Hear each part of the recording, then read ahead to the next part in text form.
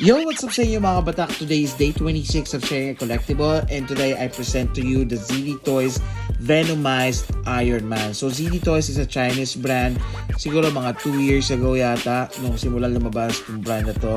And it's doing pretty well. It's nandyan pa rin naman siya and they are still producing toys. And they're really doing good in some lines pero in some parang sakto lang kasi hindi nag-appreciate yung value ng ZD Toys, unfortunately.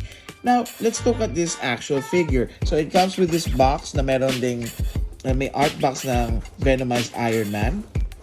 And syempre yung figure itself. And then, meron din siyang posable stand. Ang problema dito sa ZD Toys na Venomized Iron Man, wala siyang alt head, wala siyang alt hands, or any accessories at all, as in ito lang yung figure na to. When it comes to the articulation, sobrang sakto lang. Movable naman yung head pero left and right lang. Hindi siya pwede mag up and down. To an extent, saktong-sakto lang. Yung movement naman ng arms niya, may pagka-butterfly joint siya kasi you can move it forward, you can move it backward, and wala rin siyang ab crunch. Meron siyang joints dito sa sika so you can move that around. Same goes dito sa kabilang kamay. And for the legs, meron siyang hidden swivel which is napakaganda ng pagkakagawa nito kasi hindi nila hinati yun dito. Kumbaga nasa loob yung swivel niya. This is really great sa part na to. And of course, knee joints. Hanggang dyan lang siya kasi feeling ko mababali na siya. And sa paa naman, ganito lang yung movement niya. Now, what I really like about this figure is that the sculpt is really good. Sobrang ganda ng sculpt niya. And the paint apps, it's really, really good. Yung pagka-red niya, para talaga siyang candy. Ang ganda ng pagka-gloss niya. Also here. And the way that the rubber was painted in matte naman for the black portion of the figure, it's really good. Yung base, sakto lang. Lalo na dito sa part na to, it's just like printed. Mararamdaman mo na talagang printin. So, medyo mediocre yung pagkakagawa sa kanya. However, dito sa part na to, dito ako napahanga kasi marami siyang portion kung saan pwede mo siyang galawin, different movements, and talagang magagamit mo siya if you wanna pose this figure.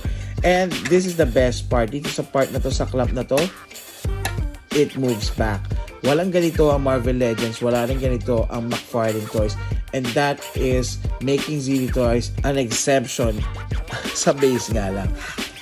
Also, the figure is pretty light in comparison sa Marvel Legends. So talaga mararamdaman mo talaga it's made of plastic but you know, it's not just like the cheap plastic. Another thing is that the ZD Toys is scaled at 110, meaning to say it's 7 inches and above. So pwede mo siyang itabi sa mga McFarlane mo pero hindi mo siya pwedeng itabi sa mga Marvel Legends mo, which is funny kasi most of the ZD Toys are Marvel kasi may license sila ng Disney. So as you can see, si Modular Iron Man, which is a Marvel Legends, ay mas maliit compared dito sa ZD Toys na Iron Man or Venomized Iron Man.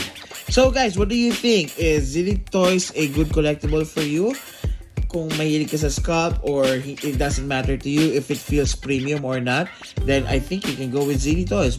But if you think na gusto mo doon ka sa uso and you think that you want to feel somehow premium when it comes to action figures, premium in a sense because I know Mayfix is there, SHF is there, so kumbaga when it comes to the range of 1,000 to 2,000 pesos action figures, Marvel Legends feels more premium versus ZD Toys. So, nasa sa inyo na yan. Ang mahalaga, enjoy kayo.